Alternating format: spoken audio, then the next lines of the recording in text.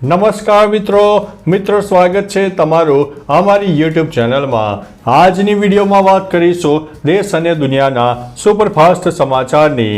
સૌપ્રથમ વાત કરીએ તો અમદાવાદની શાળામાં વાલીને બુરખા સાથે પ્રવેશતા અટકાવતા વિવાદ થયો છે। અમદાવાદની ઈસનપુરમાં આવેલ લિટલ બર્ડ સ્કૂલમાં બાળકોને લેવા બુરખો પહેરીને આવતા વાલીઓને અટકાવતા ભારે વિવાદ સર્જાયો છે। સિક્યુરિટી ગાર્ડે બુરખો કાઢીને અંદર પ્રવેશ કરવાનું કહેતા રોષ જોવા મળ્યો છે, જ્યારે શાળા સંચાલકો દ્વારા પણ ગેરવર્તન કરાતા જિલ્લા શિક્ષણ અધિકારીને રજૂઆત કરવામાં આવી છે। આ અંગે સ્કૂલ સંચાલકને નોટિસ ફટકારી અને ખુલાસો કરવા આદેશ આપ્યા છે। મિત્રો, અન્ય મહત્વના સમાચારની વાત કરીએ તો સહકારી બેંકોના ડિજિટલ ટ્રાન્ઝેક્શન ખોરવાયા હતા। 13 જિલ્લા સહકારી બેંક અને 169 સબ મેમ્બર બેંકના બેન્કિંગ વ્યવહાર ખોરવાઈ જતા લોકો ભારે હાલાકીનો સામનો કરી રહ્યા છે।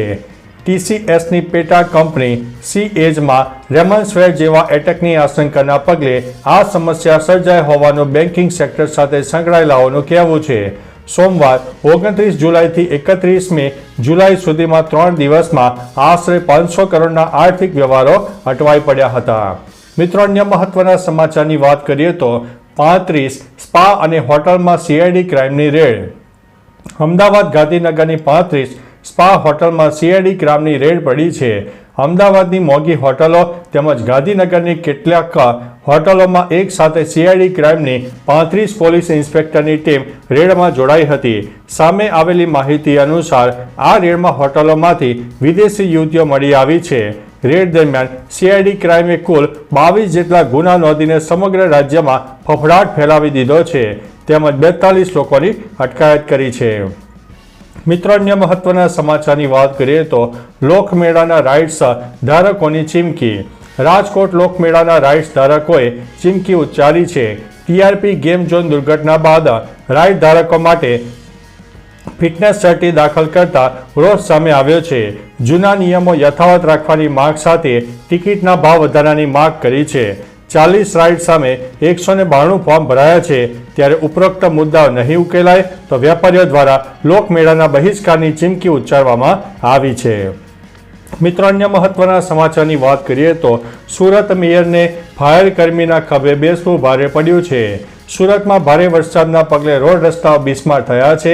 ઘણા વિસ્તારોમાં પૂરના કારણે પાણી ભરાઈ ગયા હતા। પૂર દરમિયાન ડેપ્યુટી મેયર નરેન્દ્ર પાટીલ નિરીક્ષણ કરવા પહોંચ્યા હતા, ત્યારે ફાયર કર્મીના ખભે ચડી ગયા હતા, જેથી લોકોએ આ દ્રશ્ય જોઈને ભારે વિરોધ કર્યો છે। અનેક લોકોએ તેમના આ કૃત્યને વખોડી કાઢ્યું છે।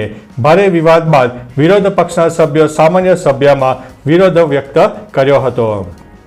મિત્રો, અન્ય મહત્વના સમાચારની વાત કરીએ તો સુરતમાં લેન્ડ ગ્રેબિંગમાં મોટી કાર્યવાહી કરવામાં આવી છે। સુરતમાં લેન્ડ ગ્રેબિંગ માટે મોટી કાર્યવાહીનો મુદ્દો સામે આવ્યો છે। શહેર અને જિલ્લામાં લેન્ડ ગ્રેબિંગના 17 જેટલા ગુના 29 આરોપીઓ સામે દાખલ કરવામાં આવ્યા છે। અત્યાર સુધીમાં પોલીસે 23 આરોપીઓની ધરપકડ કરી છે। શહેરી વિસ્તારમાં 25 કરોડના ગુના દાખલ કરવામાં આવ્યા છે। નવા કાયદા મુજબ આ તમામ ગુના દાખલ કરવામાં આવ્યા છે અને બધા જ કેસમાં ACP કક્ષાના અધિકારીઓ તપાસ કરે છે।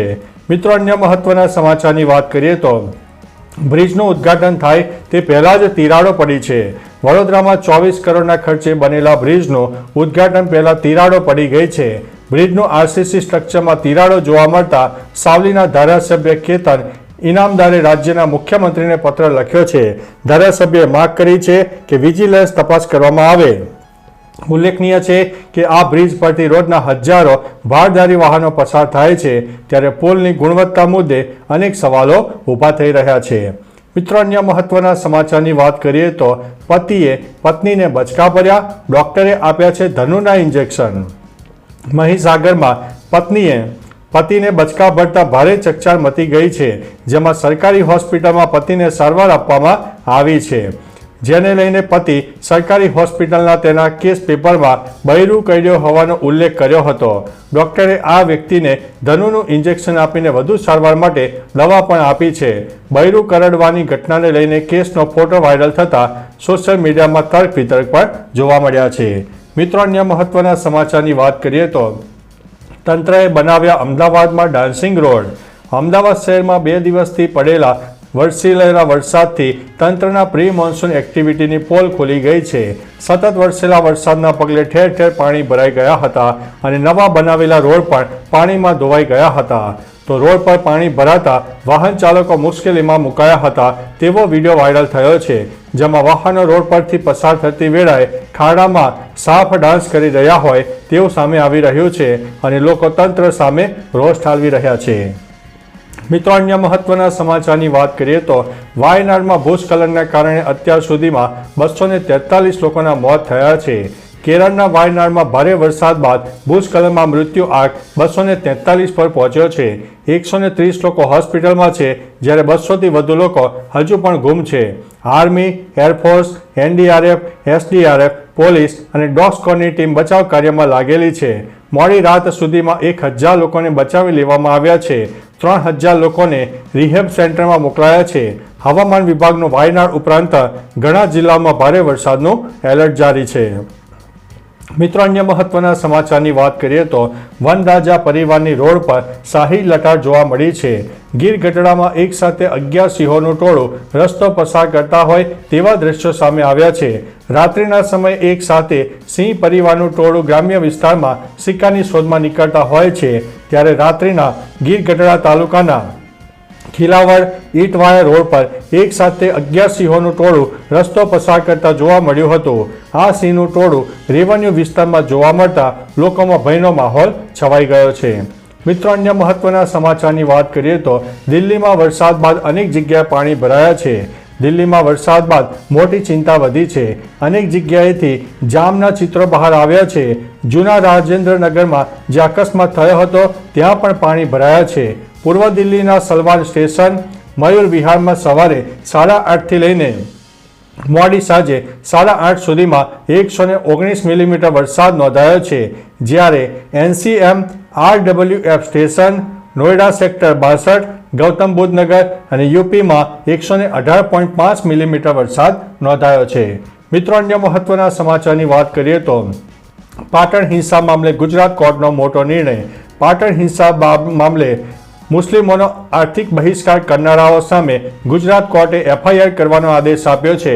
કોર્ટે સ્વીકાર્યું છે કે વિડીયો ક્લિપ જોયા બાદ સ્પષ્ટ છે કે મુસ્લિમોને દુકાનો ખાલી કરાવવા માટે બનાવવામાં આવી રહ્યા છે. આ પછી કોર્ટે બાલીશાળામાં પોલીસ સબ ઇન્સ્પેક્ટરને FIR નોંધીને યોગ્ય કાર્યવાહી કરવાનો આદેશ આપ્યો છે. ઇન્સ્ટાગ્રામ પર ધાર્મિક પોસ્ટને લઈને બબાલ પણ થઈ હતી. મિત્રો, અન્ય મહત્વના સમાચારની વાત કરીએ તો એક જ વિસ્તારમાં 12,000 લોકો સાથે છેતરપિંડી. અમદાવાદના અમરાવાયડામાં વિદ્યાર્થીઓને સ્કોલરશિપ તેમજ મહિલાઓને તેલ આપવાના બહાને છેતરપિંડી કરી હોવાની ઘટના પ્રકાશમાં આવી છે, જેમાં આરોપીએ ઓફિસ ખોલીને 8,000 વિદ્યાર્થીઓના સ્કોલરશિપ ફોર્મ ભરીને 16 લાખ રૂપિયા જમા કરાવ્યા અને 4,000 મહિલાઓને તેલ આપવાનું કહીને 6 લાખ રૂપિયા એમ કુલ 22 લાખ રૂપિયા લઈને ફરાર થઈ ગયા હતા. આ અંગેની જાણ પોલીસને થતાં પોલીસે આરોપી સામે ફરિયાદ દાખલ કરીને કાર્યવાહી હાથ ધરી છે. મિત્રો, અન્ય મહત્વના સમાચારની વાત કરીએ તો સેન્ડ આર્ટ વડે મેડલ વિજેતાઓને અભિનંદન. સુપ્રસિદ્ધ સેન્ડ આર્ટિસ્ટ સુદર્શન પટનાયકે પેરિસમાં મેડલ જીતનારા બંને ખેલાડીઓને અનોખી રીતે અભિનંદન આપ્યા છે. પેરિસ ઓલિમ્પિક્સ 2024માં 10 મીટર એર પિસ્તોલ મિશ્ર ટીમ ઇવેન્ટમાં બ્રોન્ઝ મેડલ જીતવા બદલ ભારતીય શૂટર્સ મનુ ભાકર અને સરબજોત સિંહનું એક સુંદર આર્ટવર્ક તૈયાર કરાયું હતું, જેના માધ્યમથી તેમને અભિનંદન પાઠવવામાં આવ્યા છે. તો ચાલો મિત્રો, ફરીથી દેશ અને દુનિયાના સુપરફાસ્ટ સમાચાર લઈને મળતા રહીશું. ત્યાં સુધી અમને રજા આપશો. નમસ્તે.